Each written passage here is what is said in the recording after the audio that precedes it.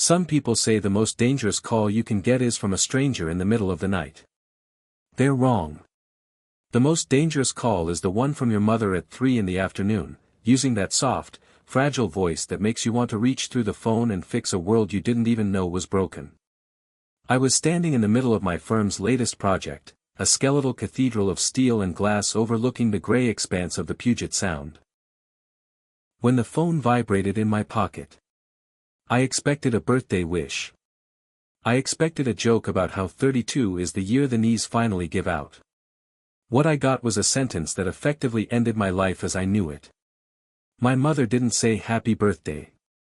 She said, "Elias, honey, we need you to help pay for Julian's lawyer." I felt a familiar tightness in my chest, the ghost of 1,000 previous emergencies where my brother had tripped and expected me to cushion the floor. I asked what the trouble was this time. A DUI? A botched lease? My mother hesitated, and the silence was heavy with the scent of a trap. "He's suing you, sweetheart," she whispered. "And he needs a retainer to get the paperwork moving. We thought, since you're doing so well, you could cover the cost." I stood there, surrounded by the progress of my own hard work, and I actually laughed. It was the sound of a mind snapping under the weight of sheer, unadulterated absurdity. My brother was suing me for my own life's work, and my parents were asking me to buy the bullets he intended to put in my back. I didn't say goodbye. I didn't even click the end call button. I just let the phone slip into the wet concrete at my feet, watching it sink until the light of the screen vanished. You have to understand the geography of a family like mine to understand how we got to that concrete floor. We grew up in the shadow of the Cascades, in a house that smelled like pine needles and unspoken expectations. My brother Julian was the golden ghost of Oregon, a boy so bright and charismatic that he seemed to leave a trail of light wherever he walked. He was the star quarterback who could throw a 60-yard spiral into a headwind. He was the kid who could charm a speeding ticket out of a state trooper before he'd even handed over his license. And then there was me. I was the shadow. I was the kid who stayed up late under a flashlight, studying the load-bearing capacity of bridges while Julian was out being the protagonist of every room he entered. My parents, Martha and Silas, didn't just love Julian, they worshipped at the altar of his potential. They lived in a perpetual state of almost. Julian almost made it to the pros. He almost finished his degree. He almost started that multimillion-dollar tech firm. In our house, almost was a sacred achievement, and my actual, tangible successes were treated like inconvenient interruptions. When I won a full-ride scholarship to study architecture, my father looked up from Julian's high school highlight reel just long enough to tell me to keep the noise down. It wasn't that they hated me, it was just that I was the background music to the main event. I was the one who made sense, which meant I was the one who didn't need looking after. But the thing about being the reliable one is that people eventually stop seeing you as a person and start seeing you as a utility. You aren't a son, you're a generator. You aren't a brother, you're a safety net. And for 32 years, I let them believe that. I allowed the gravity of Julian's failures to pull the orbit of my life closer and closer to his, never realizing that he wasn't just falling, he was dragging the rest of us down to the bedrock with him. By the time I moved to Seattle and made associate partner at the firm, the dynamic had shifted from emotional neglect to financial extraction. It starts with the small things, the incidental expenses that the successful sibling is expected to absorb because it's only fair. A dental bill here, a car repair there. But the math of a parasitic relationship always trends upward. My wife, Sarah, saw it before I did. Sarah is an investigative journalist. The kind of woman who can smell a lie through a brick wall and has the patience of a sniper. She didn't yell when my parents called for money, she just watched. She watched the way my posture changed when the caller ID showed a mountain area code. She watched as I wrote checks for loans that never had a repayment date. One Tuesday evening, I came home to find a laptop open on the kitchen island. Sarah didn't say a word, she just pointed at a spreadsheet. She had gone back 5 years, through every bank statement and digital transaction. She called it the sibling tax. The number at the bottom of the screen was $64,000. That was the price of Julian's visionary period, the time he spent disrupting the logging industry with a sustainable startup that never actually bought a single piece of equipment. I stared at the number, feeling a cold, hollow sensation in my gut. $64,000 was more than a down payment. It was a future. It was the money we had talked about using for a house of our own, or for the child we weren't sure we could afford yet. "He's not a dreamer, Elias," Sarah said, her voice as sharp as a scalpel. "He's a sinkhole. And your parents are the ones shoveling your life into it to keep him from feeling the bottom." I tried to defend them. I used the word family like a shield, but the shield was made of paper. The truth was that Julian had turned his failures into a profession, and my parents had turned my success into a communal resource. They didn't see the $64,000 as a debt, they saw it as a redistribution of luck. But luck had nothing to do with the 80-hour weeks I put in at the firm or the nights Sarah spent in courthouse basements.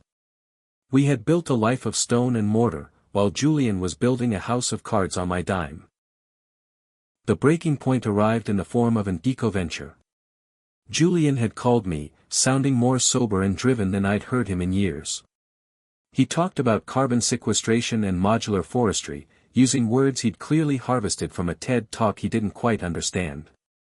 He needed $20,000 to secure the final permits for a processing plant in the valley. He promised it was the last time.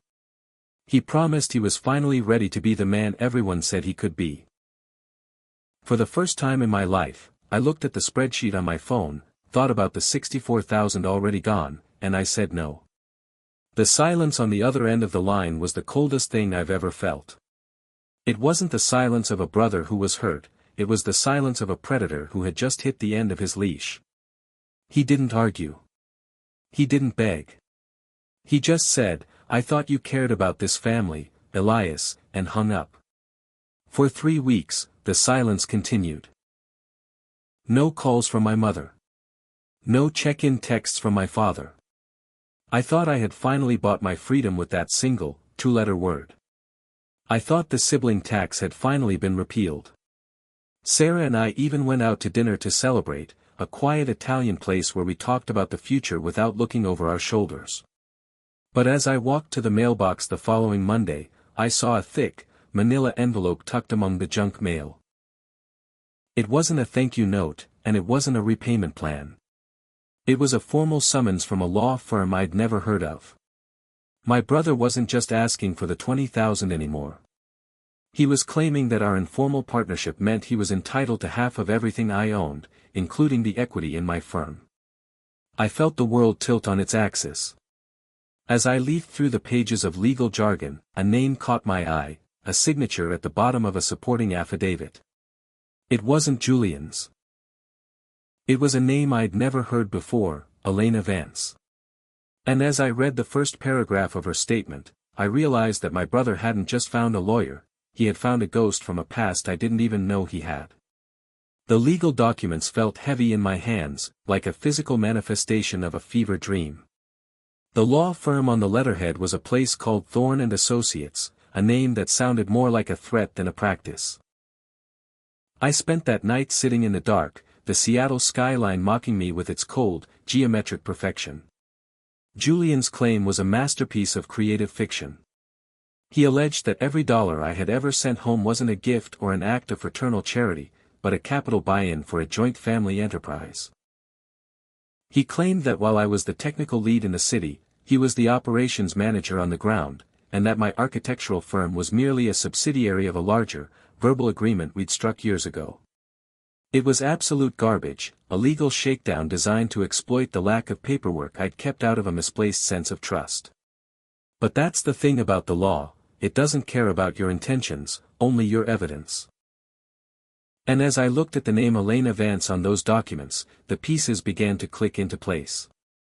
Julian didn't have the attention span to draft a grocery list, let alone a $250,000 lawsuit. He was being coached. Someone had whispered in his ear that his brother's success was a mountain of gold he helped build, even if he'd never carried a single stone. I called Marcus Vance the next morning. No relation to Elena, just a happy coincidence of names that I hoped was an omen. Marcus was a man who looked like he'd been carved out of granite and dressed in a bespoke suit. He reviewed the summons with a look of profound boredom that I found immensely comforting. "It's a nuisance suit, Elias," he told me, leaning back in his chair. "They don't want a trial. They want you to look at the cost of defending yourself, look at the stress on your marriage, and write a check for $100,000 just to make the nightmare stop. It's a classic move by predators like Victor Thorne. They find a disgruntled relative, feed their ego, and use them as a battering ram. Marcus told me the strategy was simple: we don't negotiate. We dig in.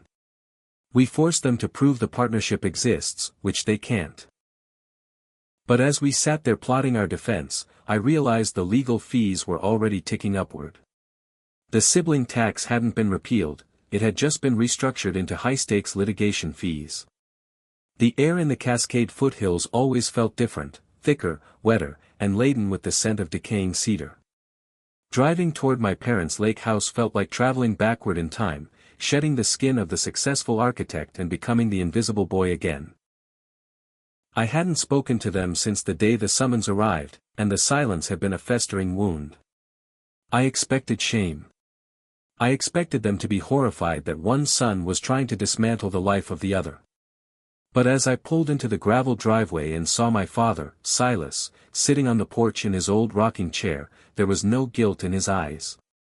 There was only a weary, defensive hardness. I didn't even wait for a greeting. I climbed the steps and dropped the manila envelope onto the small table between us. "Did you know?" I asked, my voice trembling with a rage I could no longer contain. My father didn't look at the papers. He just kept rocking. "Julian is hurting, Elias," he said, as if that were a magic spell that excused a secondary betrayal. "He feels like he was left behind. He feels like all those years he spent here, looking after us while you were off building your towers, should count for something." I felt a dizzying sense of vertigo. Looking after them? I was the one who paid for the new roof. I was the one who sent the money for the property taxes every November. Julian lived in the basement and drank their beer. "He's suing me, Dad. He's trying to take my firm. He's trying to take Sarah's future." My mother, Martha, stepped out through the screen door then, her face flushed and her eyes red from crying.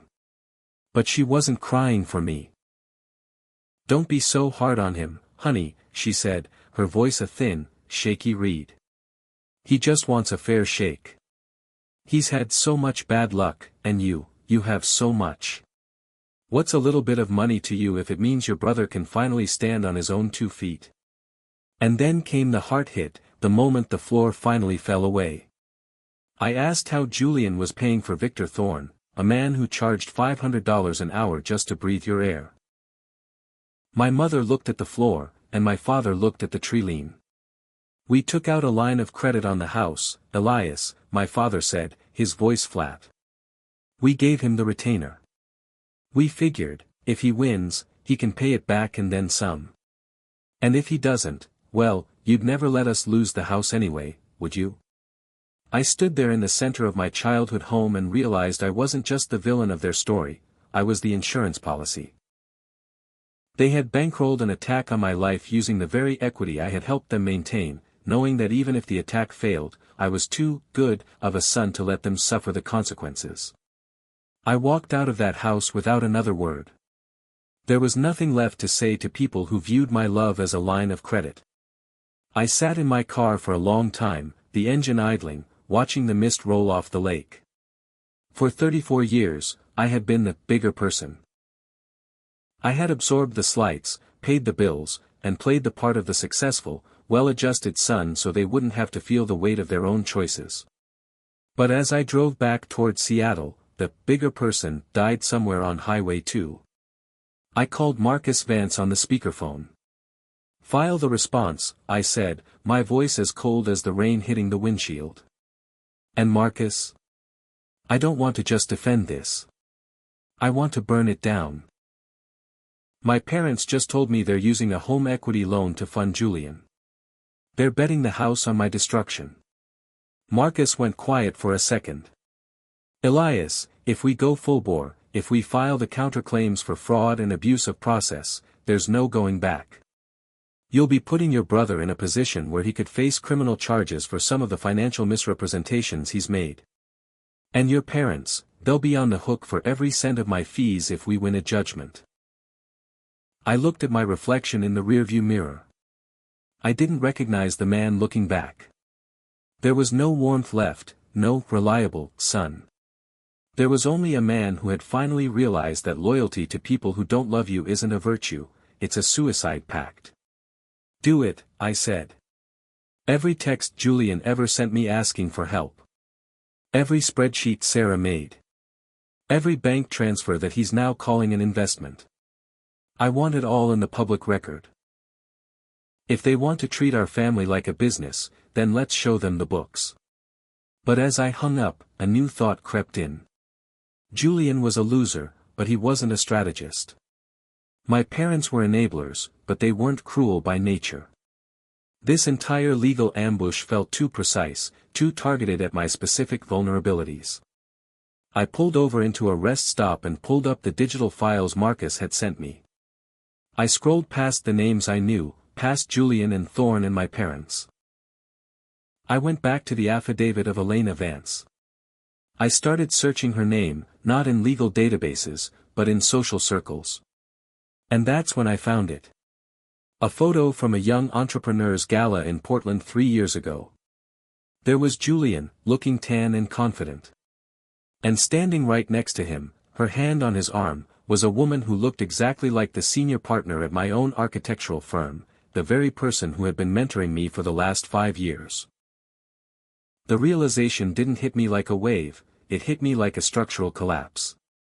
I sat in the dim glow of my car's dashboard, staring at the digital photo until the pixels burned into my retinas. There was Julian, smiling that hollow, golden boy smile, and beside him was Claire Montgomery.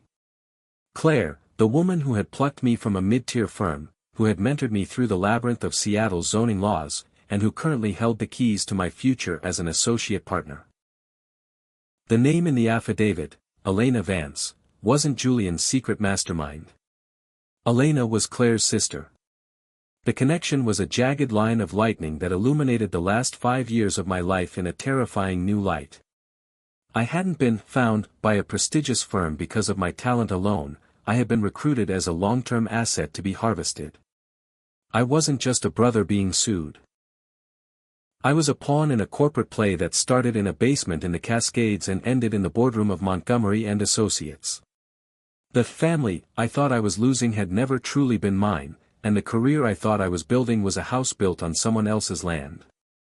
I started the car, my hands steady even as my mind screamed. I didn't drive home.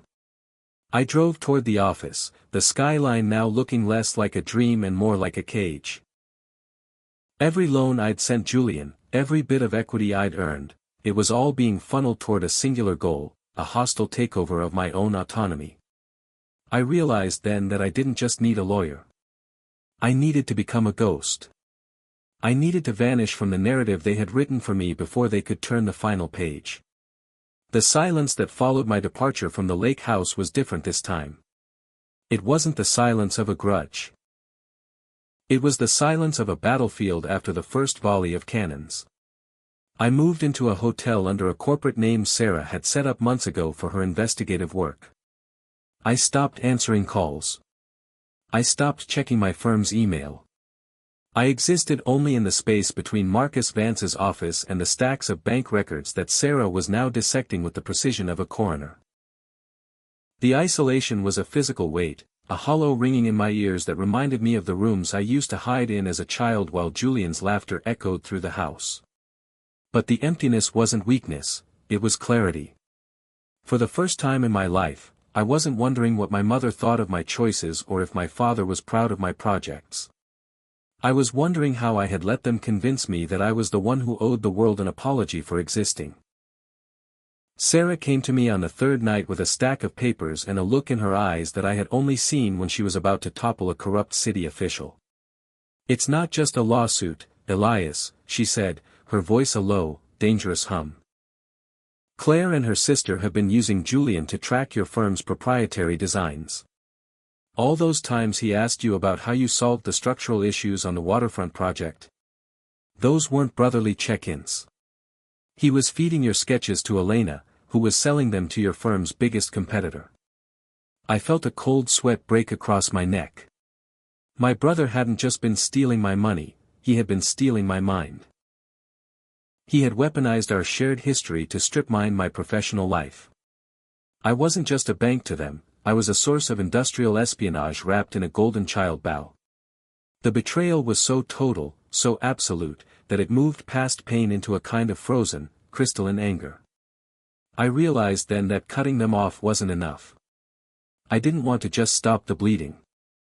I wanted to ensure that when the dust settled, there was nothing left for them to salvage. I told Marcus to pull the trigger on the full-bore defense. Don't just respond to the suit, I whispered. I want the ethics board involved. I want a forensic audit of every communication Claire Montgomery has had with her sister and my brother in the last 24 months. If they want to play the family partnership card, let's show the world exactly what kind of business they're running. The counterattack began not in a courtroom, but in the quiet, sterile offices of the Seattle Ethics Commission. While Marcus filed the formal response, a blistering 300-page document that turned Julian's partnership claim into a confession of fraud, Sarah was working the back channels. She had found the link, a series of offshore accounts where Elena Vance had been receiving consulting fees from the very competitor that had beaten my firm for the downtown stadium bid. It was the smoking gun. Julian hadn't just been a dreamer, he had been a mercenary, and my parents had been his unwitting, or perhaps willing, couriers. I spent my days in Marcus's conference room, watching the gray rain beat against the glass, feeling the last threads of my old life snap one by one. I thought about the lake house. I thought about the rocking chair. I realized that my parents hadn't just chosen Julian. They had chosen the lie of his greatness because the truth of my hard work made them feel small. They preferred a son who was a magnificent failure to a son who was a quiet success, because a failure always needs a parent, but a success only needs a peer. By funding his lawsuit, they weren't trying to help him stand on his own feet, they were trying to pull me back down into the basement with him, so they could feel like a family again. But the cost of that reunion was my soul, and I was no longer willing to pay the interest. Marcus walked into the room on the 5th day, dropping a new file on the table with a heavy thud. We have the metadata from Julian's emails, he said, a grim smile touching his lips. He didn't write the partnership agreement he's trying to sue you over. The document was created on a computer at Montgomery and Associates. Specifically, it was drafted on Claire Montgomery's personal laptop 3 days before you were served. I felt a jolt of adrenaline, a sharp, electric current that chased away the exhaustion. We had them. It wasn't just a frivolous suit, it was a conspiracy. But as I reached for the file, Marcus held up a hand. There's one more thing, Elias. We traced the home equity loan your parents took out. They didn't just give the money to Julian for a lawyer. They gave it to a third party to secure an investment in his new eco-venture. An investment that, according to these records, just bought a controlling interest in the debt of your very first architectural project. I froze, the air suddenly thin in the room. My parents hadn't just bet the house on Julian, they had unknowingly bought the rope Julian was planning to hang me with. And the person who had brokered the deal was the one person I thought was still on my side. The weight of the file Marcus dropped was the weight of a coffin lid. For years, I'd been the architect, the man who understood how stress was distributed, how weight was carried, and where the breaking points lived. I had failed to see that my own life was being hollowed out from the inside. The third party my parents had handed their life savings to wasn't a bank, it was a shell corporation managed by Sarah's own brother, Emmett. My stomach didn't just drop. It felt like it had been surgically removed. Emmett, the man who stood as my best man at our wedding, the man I trusted with the keys to our mountain cabin, had been the conduit. He had taken my parents' desperate, misguided investment and used it to buy the outstanding debt on the Cascades Bridge project, my first major solo build. If that debt was called in, my personal guarantees would trigger. I wouldn't just lose my firm, I'd lose the house, the cars, and every cent Sarah and I had saved. Julian wasn't just a pawn, he was the distraction. While he played the part of the aggrieved brother in the foreground, the people I loved most were being manipulated into dismantling my foundation brick by brick. I looked at the forensic report, the numbers blurring into a jagged mess of red ink. Sullivan Price, the accountant Marcus had brought in, didn't look up from his screen. He just kept typing, his face illuminated by the cold blue light of a dozen spreadsheets. "It's surgical, Elias," Sullivan whispered, his voice devoid of pity. "They've mapped your finances like a blueprint. They know exactly which wall to pull down to make the whole structure pancake." I realized then that this wasn't just a lawsuit. It was an execution. And the most terrifying part wasn't that my enemies were clever, it was that my family had provided the floor plan. I didn't go home that night. I couldn't look at Sarah, not until I knew if Emmett was a villain or another victim in this spiraling mess. I spent the hours between midnight and dawn in a 24-hour diner, the smell of burnt coffee and industrial cleaner grounding me in a reality that felt increasingly thin. I thought about the first car-flipping business Julian started with my money. I remembered the text he sent, "Thanks for the boost, bro. You're the silent partner I always needed." At the time, I thought it was a joke. Now, I saw it for what it was, the first piece of evidence in a long con. Sullivan's analysis had arrived in my inbox at 3 in the morning. It was a 40-page autopsy of Julian's failures. The lost revenue Julian was claiming in his lawsuit wasn't just exaggerated, it was physically impossible. He had purchased vehicles that didn't exist, filed for permits that were never processed, and spent the seed money on personal debts and Elena's high-priced lifestyle. But the killer blow in Sullivan's report was the Myrtle Beach incident. 2 years ago, while I was working 16-hour days to finalize the firm's merger, Julian had taken $12,000 of my investment and spent it on a luxury vacation for a girl named Teeter. He had documented the whole thing on a private Instagram account he thought I couldn't see. Sullivan had found it. Pictures of Julian drinking $500 champagne on a boat I had unwittingly rented for him. Underneath one photo, Julian had written, "Living the dream on the associate partner's dime. Don't tell the bank." The bank was me. I felt a surge of nausea followed by a clarity so sharp it felt like a physical edge. I wasn't going to settle. I wasn't going to negotiate. I was going to take every one of those photos, every forged receipt, and every penny of that sibling tax, and I was going to turn them into a cage. The morning of the deposition felt like the air before a lightning strike, heavy, metallic, and charged with a dangerous energy. I arrived at the conference room wearing the navy suit Sarah had bought for my first board meeting. I didn't feel like an architect. I felt like a ghost haunting the ruins of my own life. Julian arrived 20 minutes late, his face puffy, his eyes darting toward the corners of the room as if he expected a trap. Behind him walked Victor Thorne, smelling of expensive tobacco and cheap ethics, and Elena Vance, looking as sharp and cold as a winter morning in the Sound. They thought they had me. They thought I was the same Elias who had begged for a seat at the table in the lake house. They didn't see the man who had spent the last 72 hours looking at the world through the eyes of a forensic accountant. The deposition started with Thorne trying to needle me, trying to get me to admit to a familial understanding of shared wealth. I stayed silent, letting Marcus handle the opening salvos. I watched Julian. He couldn't look me in the eye. He kept adjusting his tie, his hands shaking just enough to betray the terror beneath the bravado. When it was finally Marcus's turn to speak, he didn't start with the lawsuit. He started with the boat in Myrtle Beach. He laid the photos on the table like a winning hand in a game Julian didn't know we were playing. "Mr. Vance," Marcus said, his voice smooth and terrifyingly calm, "can you explain how a business partner uses capital to purchase a home brewing kit and a jet ski rental while his company is supposedly filing for bankruptcy?" Julian blinked, his mouth opening and closing like a landed fish. He looked at Elena for help, but she was staring out the window, her face a mask of indifference. She knew. She knew the moment those photos hit the table that the partnership narrative was dead. But Marcus wasn't done. He pulled out the metadata from the emails. He showed the room that the very lawsuit Julian had filed was drafted on a computer belonging to my firm's senior partner. The silence in the room was absolute. It was the sound of a conspiracy being stripped naked in the light of day.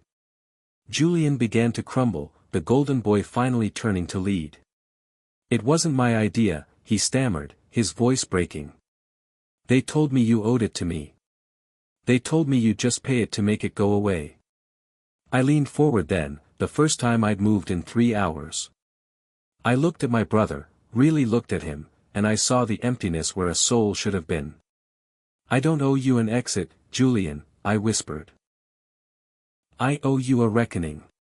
Just as Thorne stood up to object, the heavy oak door of the conference room swung open, and Sarah walked in, her face pale but her eyes burning with a discovery that made the boat photos look like child's play.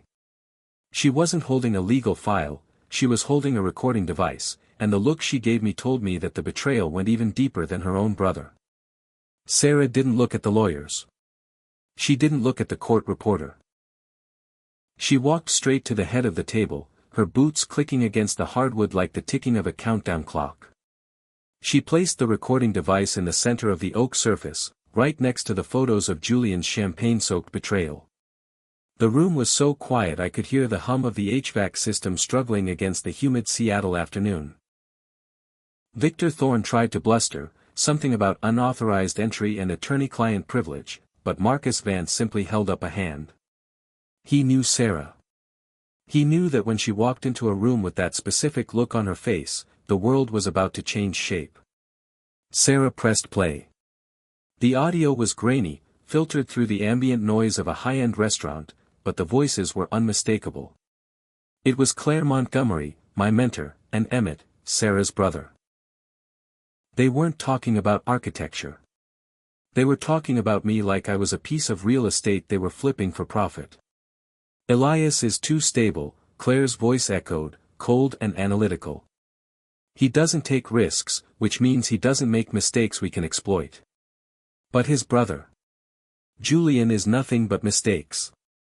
If we fund the lawsuit, Elias will liquidate his personal holdings to protect the firm's reputation. That's when we call in the bridge debt. He'll be forced to sell his shares back to the firm at 10 cents on the dollar just to stay out of bankruptcy court." Then came Emmett's voice, a sound that broke something inside me that I didn't know was still whole. "And the parents?" he asked. Claire laughed. "They're the perfect couriers. They think they're saving one son, while they're actually providing the capital to bury the other. By the time they realize the investment was a shell, the firm will be restructured, and Elias will be an employee in his own building." The recording ended. The silence that followed was heavy, suffocating, and absolute. Julian looked like he'd been struck by lightning. He turned to Elena, his mouth agape, realizing that his mastermind girlfriend hadn't just been coaching him, she had been setting him up to be the fall guy for a corporate heist. The sibling tax wasn't just a family grievance.